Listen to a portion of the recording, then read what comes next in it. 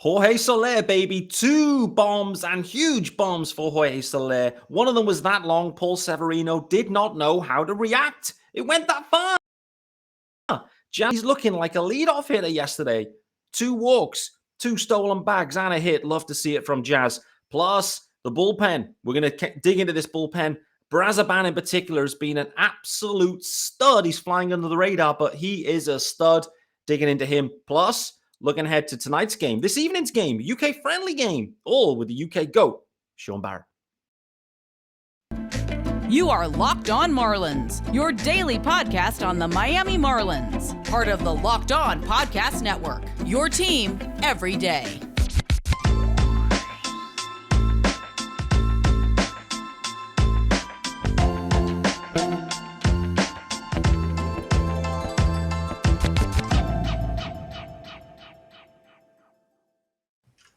Greetings from England and welcome to Locked On Marlins. This, of course, is your daily Marlins podcast. I'm your host, Peter Pratt. Hit me up on Twitter, of course, at Miami Marlins _UK. Head on over there primarily for Jazz Chisholm Jr. 4040 trackers.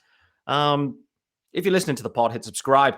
And hello and welcome to the Everydayers, of course. And thanks for making Locked On Marlins your first listen of the day. There is a YouTube channel. Head on over to there if you like. YouTube channel, by the way, it's called Locked On Marlins. Pretty simple. Head over there, subscribe, and you will see Shaun Barrett is in the house and looking suave. Shaun, how we doing, brother? I'm not too bad, Peter. The sun's out, so you know what's happening. There's a few beers being sunk.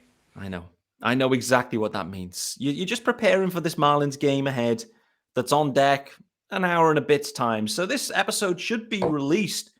And you probably will have enough time, just about, if you prefer Locked On Marlins as your pre-game amuse-bouche, then this is the episode for you. And, Shaun, I have to say that, boy, oh boy, Jorge Soler can hit some baseballs extremely far. And I was absolutely blown away by the reaction of Paul Severino in particular yesterday. Absolutely tickled me, the way that he just didn't know how to respond. It went that far. But multi-home run day for Jorge Soler. He is leading and pacing the team in home runs. He is the free agent signing that the Marlins, I think, were hoping for and expecting. And I think this contract situation equally is playing out how I thought it would, where the opt-out situation in year 3 likely wouldn't be exercised. Like that's, I think, where we're trending towards here. So let's just start with the most recent action, mate. Last night's game, multi-home run day for Soler. I mean, he hits balls like there's few players that can hit balls like Jorge Soler. Just how impressive were these home runs for you, mate, last night? Oh, hugely. They were mammoth home runs. They were. I mean, we talked a lot about Soler coming to the Marlins and the idea that when he gets into one, he gets into one. So Lone Depot Park wouldn't be an issue. Chase Field is actually quite a big stadium as well. I mean, I remember talking to a friend of mine about the idea that they had such a young, athletic, speedy outfield. And the reason why that was valuable to them is because the outfield is so big. It's reminiscent of Lone Depot Park. So the fact that he made that park look small is testament to the power that he has, and you're right. This is the Soler that the Marlins were hoping to get when they signed him. The power, he could run into 30, 35, 40 home runs this season, and really get himself a secondary payday, because his World Series play with the Braves is kind of what the Marlins were hoping to get when they signed him. So there'll be teams out there looking at this and saying, this is a perfect guy for us. He's not going to hit for contact. He's going to be a 240 guy, but that power absolutely plays any way you need it to. Yeah, no doubt. 9 home runs on the year for Jorge Soler now, and he's OPSing over 800, which is always, I think, the watermark there is what you want to see there for Soler. And if he carries on in this way, then he's absolutely not going to be opting into that deal. The question comes, and I thought about this a few weeks ago, actually, when he started hot and started to look ahead to this contract situation. I'm interested to get your take, Shaun, on what you feel the Marlins could be doing at this thing. There's a situation where you could view Jorge Soler as a rental type guy, and so from a trade perspective, if they wanted to go and trade him at some point, I think that avenue is open. But what I'm interested about is whether the Marlins see Jorge Soler as maybe more of a midterm piece for this club, and maybe look to try and do something to extend this contract and give them confidence that he will be around for the next couple of years. I don't know. Where's your head at here with Jorge Soler? I think for me, as a pessimistic Marlins fan, or maybe just a Marlins fan, I think the pessimism is I think it's all just driven into being a Marlins fan. Says an extension is unlikely. Even more unlikely is him opting into that $9 million. When the deal was signed, it was confusing to me that they did 12, 15, 9. Why not just do straight 12s? That might give the Marlins more of an opportunity to expect him to come back next year. For $9 million, I mean, touch wood, Soler doesn't get injured, but he could get injured today and command more than $9 million next year for sure. Nailed on. He's already commanding more than that. Like, based on what we've seen in the first 35, 40 games, whatever it is, like $9 million, he's going past that already, and he'll be looking for multiple years above 9. So I think we all know that's cooked. Like, he's opting out. And so with that in mind, how do the Marlins play it? If they want to get an extension done, it needs to be done today. Let's go. The sooner the better. Yeah. Because it's only going to get more expensive, I think, if he keeps playing at the level that he's playing at. And that's not to say that he's getting BABIP luck or he's getting home run to fly ratio. I've not even looked at the stats. I don't really care, which is bizarre for me. Wow. I know that what Soler is doing right now is sustainable for him. And so this is a case of, if he's healthy, he's going to keep putting up these numbers, and those numbers are going to afford him a large contract. So it needs to be done today. If they wait, then we are literally now waiting till the trade deadline. Are the Marlins in? Then they keep him. Are the Marlins out? Then they trade him. Yep. And they get pieces for him. They hopefully do better than they did with Adam Duvall, who is literally a carbon copy player. Yeah. So it will be interesting to see what sort of value that they can command for him. But yeah, if there's going to be an extension, it needs to be done as soon as possible. Oh boy. I mean, that's the Adam Duvall situation continues to baffle me. We keep on bringing it up. We go back to this deal originally. What I thought, I moved Adam Duvall for, I don't know, maybe they really highly valued Alex Jackson. Maybe that's it. I just don't really know how that all played out. Then they go and give more money than they would have had to have given to Adam Duvall, potentially, for effectively the same dude that has less ability in the outfield. It's always puzzled me. Nevertheless, let's not get bogged down in those weeds, because I've been bogged in them for multiple years now. Jorge Soler, it's clear they're not a big power club right now. He is the main source of power. I think they'd like a touch more from Jazz. We'll talk about Jazz shortly, and what we've been seeing from him recently. But for me, when I look up and down the organization right now and looking around the rest of the roster, mate, there's not a lot of power options in this organization right now. So if they decide not to do anything with Jorge Soler contractually and, either trade him or let him walk at the end of the year, as he can, I fear this is going to leave a big hole, leave a real big hole for this Marlins organization right now. And one that I think will be a lot more expensive to fill than potentially a Jorge Soler deal right now. That's the concerning thing for me at this point. I think the Marlins really need Jorge Soler. I think if he walks, it creates a massive problem for them, to be honest with you, heading into next year, particularly when we think there's an opportunity where Garrett Cooper also could be leaving. And I don't want to go down that path with you, because those are tough conversations to have. But, you've then got Coop going, you've got Soler going.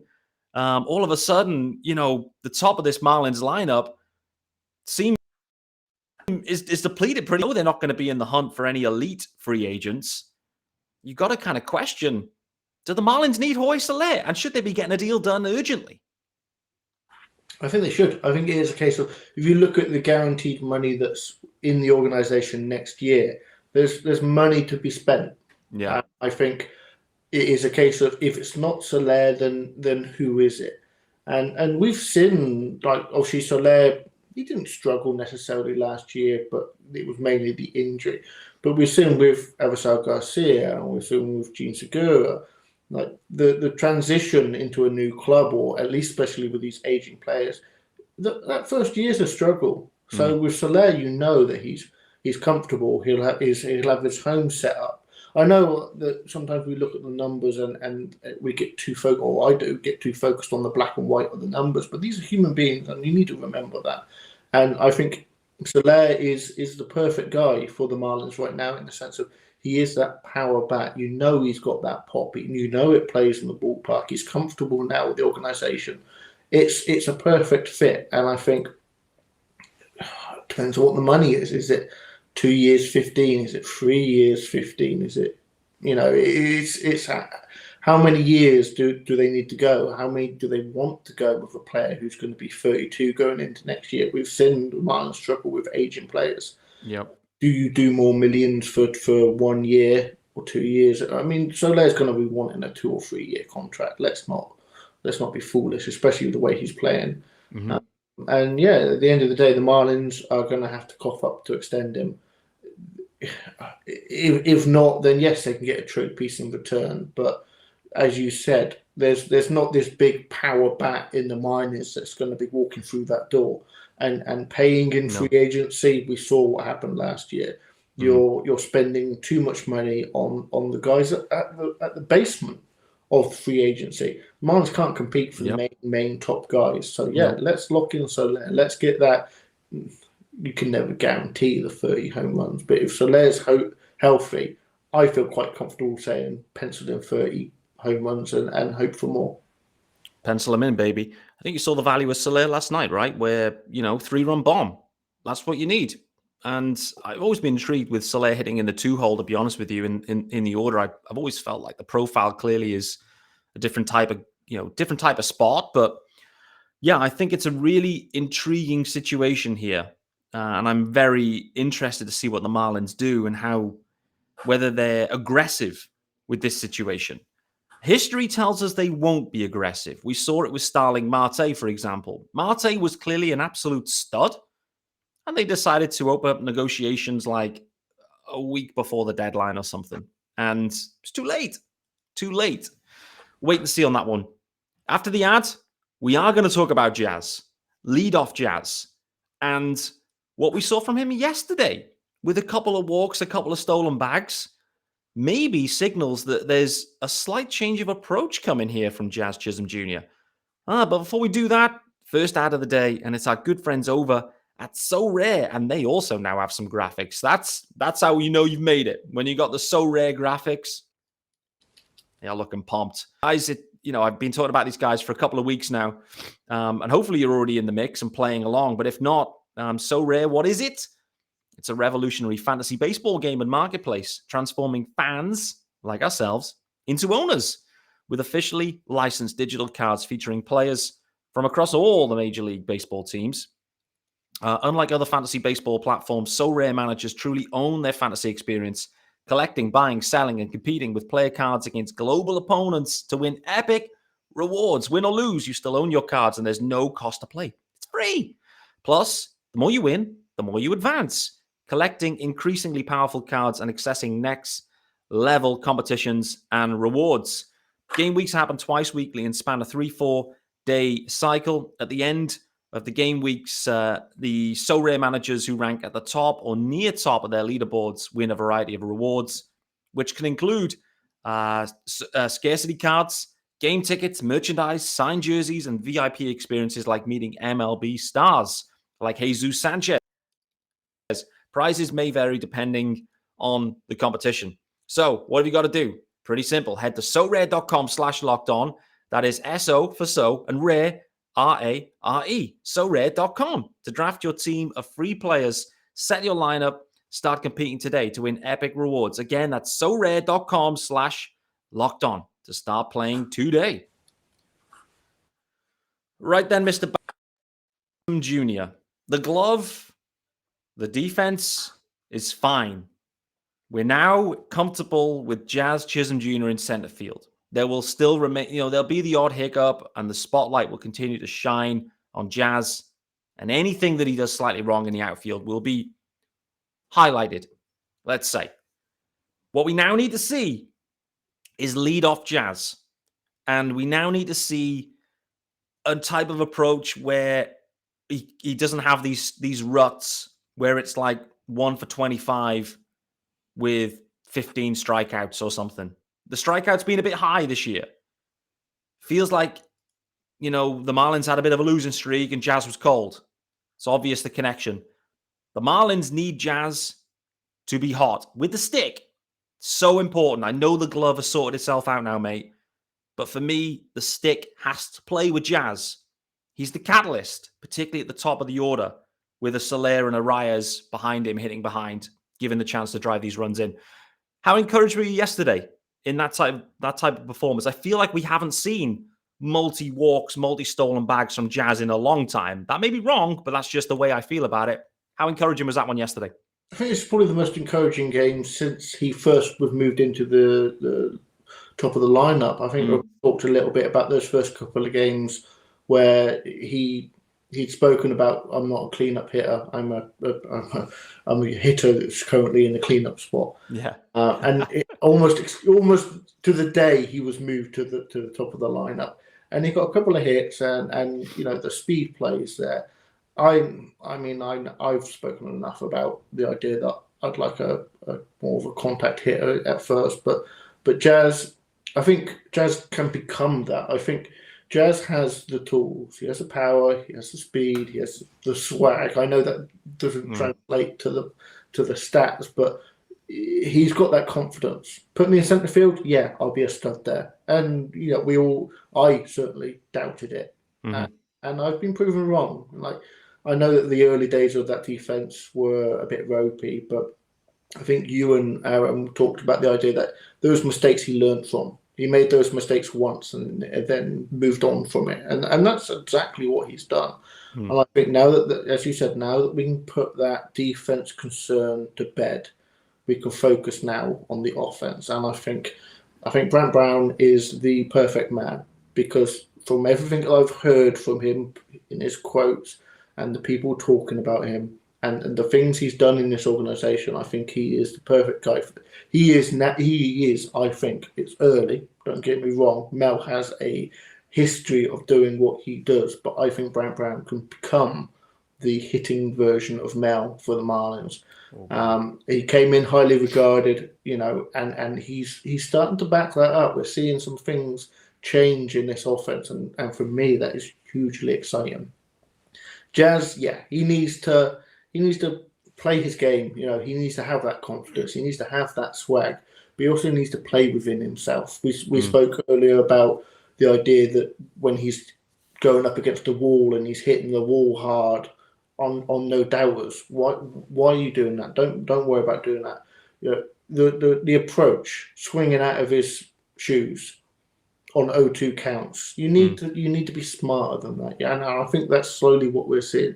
We need to see a more reined-in Jazz. I want him to play, don't get me wrong, but 35-40% K rates isn't going to work at the major league level. He's got all the raw talent, the power, the speed, but he needs to rein it in a little bit and become more of a baseball player than a toolsy player. Yep. Yeah, it's almost like with Jazz, it's situational hitting within an at-bat itself. Like, you talk about situational hitting of, okay, right, we got, runners in scoring position, or we're 2 outs or whatever, where you've got this situational approach in general to an at-bat. Almost with Jazz, it's like situational hitting, but within the at-bats and making adjustments, as he goes. I was talking about it yesterday with Takes. The funny thing with Jazz this year that I've seen is this just randomness of just kind of showing bunt, dropping a bunt like out of nowhere, which is keeping guys honest, I think, and keeping people guessing, which I think is interesting. But to your point, those kind of 0-2 counts, high in the zone, he's still seeking those and swinging hard, looking for major high impact contact in those counts. Versus, do you remember, and I definitely don't want Jazz Chisholm Jr. to become Corey Dickerson. No way. And right, when it was like 2 strikes on Dickerson, he would just fully knuckle down. He'd widen the stance. It'd be like a completely different approach. He'd look completely different in that 2-strike situation. And so I do feel like there's a touch of that needs to come from Jazz, where it's kind of green light. It's home run green light, with no strikes, 1 strikes, whatever it might be.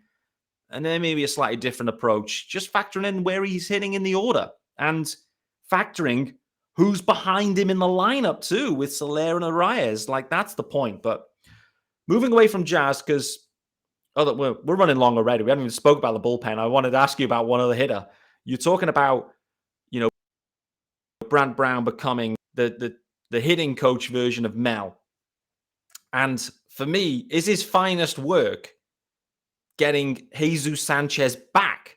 Jesus Sanchez right now is on a heater, and he's hitting in a way we've never seen him hit before. And he's hitting an average reach before. Is this his finest work to date? I mean, if it isn't, it's got to be right up there with Jesus Sanchez. He's had the opportunity, and from what we can see right now, he's fully grasped it, mate. It's been sensational from Jesus Sanchez. Yeah, he's on a hot streak at the moment. There's no doubt in that. And again, I don't want to dig in too far into the numbers and point out the 400 BABIP that he's got for the season, and that maybe he's getting a little bit lucky. Look, at the end of the day, I could pick out numbers to say that Jesus Sanchez is a stud and he's back, and I could also pick out numbers to say that he was unlucky. At the moment, he's hitting the ball. He's having good at bats. That's something that the numbers will never show you. Well, they can, but ultimately, when you're watching the game, you can tell if a guy's playing well. And Jesus Sanchez is playing well right now, and he's playing good baseball, and he's having great at bats. And it is a case of if this is just a hot streak, and De La Cruz has gone cold, just like vice versa, De La Cruz started off the season hot and Jesus Sanchez was cold, then you play the hot streak. So you play you play Sanchez while he's hot, and then if he cools down, someone else will. It is a case of the Marlins have got these young players, and you just need to maximize that. But if Sanchez is back, it's probably be a hard thing to say because what was his hottest moment? But it is a case of right now he's playing well. He is like De La Cruz was to the beginning of the season. He's extending that lineup of trusted bats, and long may it continue. Yeah, no doubt. Speaking about today's lineup, I mean, John Birdie's up there in the 5-hole. I've never seen John Birdie hitting in the 5-hole. I mean, I haven't looked at his history and whatever, but I'm convinced John Birdie has never, ever been a 5-hole hitter, ever. And so I think this is likely to be his first time. I'm probably talking nonsense, but it's funny because it feels like Skip's basically gone, okay, lineup is sorted by average with Arias hitting in the spot he needs to. That's kind of what they've decided to do here, where Birdie right now is probably the 5th best hitter with, obviously Fortes in there, and, Joey Wendell's had a real slow start with some injury. But, I think with Jesus Sanchez, he's on the heater, like you said. Brian De La Cruz was on one. He's cooled. And I think this is the point. It's the same with Hampson. It's the same with, let's say, Peyton Burdick. If you play them, just let them go. Play them until they've cooled off, and then just mix and match and move them around. We'll wait to see. Running out of time, we did want to talk about the pen. I think it's right to talk about the pen. 2 guys, or 2 situations in particular I want to talk about, Shaun. Let's start with Brazoban, because he is quickly becoming a Marlins folk hero, where I'm hearing extend Brazoban conversations happening. There's no need to extend him because he's under control until he's 55 because he's that old. He's not, maybe to go, oh, Brazoban, he's just a rookie, right? How old is he? What, 23, 24? No, he's mid-30s. He's the same age as me. But I must say, mate, what a find for the Marlins here with Brazoban. They somehow plucked him out of nowhere last year, pitched okay last year in what was, the dead end of the season. And so you have to pinch a salt at a touch. You had these visa issues coming into this year, but the Marlins were convinced and they were like all in on Brazoban. And to be honest, mate, he has been absolutely sensational. And you haven't got Puck to lean on, or Floro maybe. Brazoban is your guy. He's been absolutely sensational, hasn't he? Yes, he's been coming in huge spots and getting the job done. I mean, I've been doing some deep diving because I'm a statistical nerd.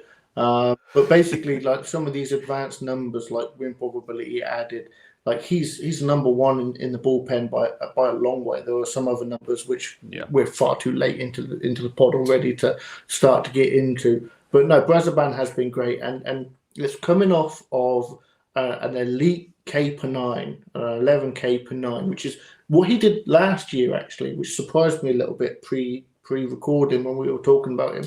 But the one thing that he has done is he's completely taken away the walks.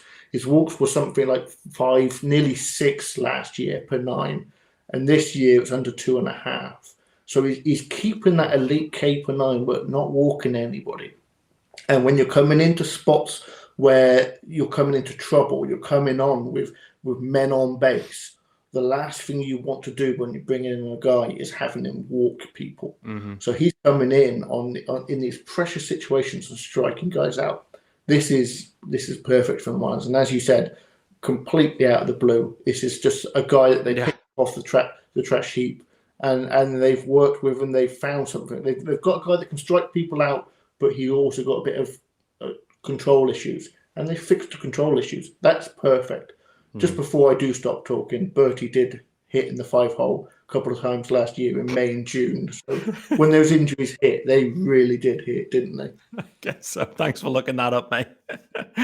Oh, Peter Pratt with another unsubstantiated rumor. I think that's the best way of phrasing it. Brazoban certainly has the dog in him, though, mate. I mean, this is it. Like, he seems to come alive when there's the heat on. I think I've used this reference before, but if I haven't, then I'm going to use it now. It's that 2020 James Hoyt role. Like, that's always what I think about now, that fireman role. And I remember in 2020, there's obviously everyone was on the Hoyt hype train. He was calling "Joe as your hose," James Hoyt, and all these kind of things coming out of there. But Brazoban has been one hell of a story, and the Marlins should be applauded for this too. They've spotted something, they've developed something in the guy's latter years. And, who knows how this year plays out. But as we know, the nearer you get to the deadline, often bullpen arms can be moved of teams that aren't contending. Particularly bullpen that have multiple years of control, it's even more valuable. Not to say that the Marlins should be moving Brazoban at all. But what I'm saying is bullpen arms can be moved. And those guys that have performed well, and we've seen the Marlins do it in the last couple of years, they have been moved. We'll wait to see how it plays out here on that one. Final piece, then we'll get out of here, mate. Going back to Saturday's game, Brian Hoeing. The start was scratched. Matt Barnes started the game, but Brian Hoeing came in to give starter length out of the bullpen. Barnes, Nardi, Hoeing. That's how they kind of lined it up. That is due to come back around on Friday against the Reds at home. I'm intrigued to see what the Marlins do. Revert it back to traditional Brian Hoeing, and he starts again. I'm intrigued. I didn't actually fully understand the reasons why he didn't start the game. I didn't quite understand what they were trying to do. Either way, it was successful. So we have to call that out. Actually, overall, it was a success. They didn't win the game because they ended up... I'm intrigued to see what they do here. Do you think they just revert back to Brian Hoeing starting the game against the Reds and let him go from the start? I don't know. What's your thoughts? I really hope not, because I want to find out what they're playing at. Why? It doesn't make any sense. Like if you're going to go opener, then you go lefty, righty, or righty, lefty. But they went righty, lefty, then righty main bulk of the innings. Yeah. And for me, if they do that again, then the questions have to be asked. Like I feel like I'm pretty up on the idea of keeping up with Marlins news, but there was nothing coming out on what they were thinking. It was just we just sort of moved past it. But when you think about it, are they going double opener? And if they are, I mean that's pretty out there. I mean, I like my sabermetrics, but that is pretty out there. Double opener. It's pretty exciting. I love it. That's a great point. Like you, I think because it just kind of happened and no one quite knew what was happening at the time, then it was successful, and then they blew the game, and thus you then focus in on like, okay, what went wrong? And it was that crazy inning, if you recall, where Gurriel missed one at first base and Burdick lost one in the sun. So naturally, you get taken away from what was the rationale, and it worked well, to you can control the sun, as per Skip Schumacher, which I love to hear, by the way. But I'm intrigued. Like you, have they gone double opener? The only thing, and we spoke about this before we hit record, so this isn't news to you, but the only thing that I could come up with was the fact that they wanted Andrew Nardi, the lefty, to face the middle of the order, which is quite lefty heavy, including Cody Bellinger, which didn't end well, by the way, because, Bellinger absolutely torched Nardi again. That's the only thing I could think of, was they were looking for that lefty matchup in the middle of the order. It's the only thing. I have nothing else. So what happens if on Friday they go the double opener again? If the Marlins started a new trend, which has been phrased by Shaun Barrett here as the double opener, and I love that too. But wait to see. Wait to see. Eddie Cabrera going in just under an hour's time. So boy, oh boy. Eddie going, mate. It's been up and down thus far for Eddie. Strikeouts are there. The walks are there. What kind of Eddie Cabrera are you expecting today? I'm expecting a lot of strikeouts. That's the one thing that's been guaranteed so far. And he's kind of been, it's weird. It's not like he's been walking 3 or 4 a game. It's been 7 and 1 and 6 and 2. It all depends on what Eddie you get. But the one thing you're going to guarantee is he's going to probably give you a little bit of length. You're probably going to get 5, 6 innings out of him. He's going to strike out way over 9 per 9, 9K per 9. And it all depends on the walks. And I think it is a case of you'll know straight away. In the first inning or the second inning, you'll know what Eddie you're getting. But he's improved. Every single step of the way, I felt more and more confident in Eddie. Maybe not with the stats and the numbers and everything, but just the way that he's pitched, the actual progression that he's made on the mound, sort of visually, has looked better. I'd love to see 6 innings, 8 or 9 Ks, 1 or 2 walks, a real controlled performance on the mound from him. That would be great, and I think he has it in him, and I think he is progressing towards that. Yeah, me too. In the right way for some time now. It's just, can we just see I think the word you've used there is the right one. Can we see a controlled Edward Cabrera and an aggressive Edward Cabrera in the first pitch? That's the key, isn't it? Skip's called it out as well multiple times. Said it's not news to Mr. Cabrera. He's been saying it for months. That first pitch, first strike, that's what they're looking for. Aggressive, in the zone, and then work off the rest of it. He said last time out the change was immense. So we hope to see that again for certain. Let's hope there's some control. Let's hope there's some length as well. Just this Marlins bullpen, it needs a bit of a breather. For all the firefighting that Brazaban's been able to deliver, this pen has been heavily leaned on, is heavily gassed. There is an off day tomorrow, which I think comes at the right time. But nevertheless, the pen does need a breather, because otherwise things are going to start to fall apart. And the pen has been a leading light here for the Marlins. Let's get out of here, though, Shaun, because we have run long. Usual time for us.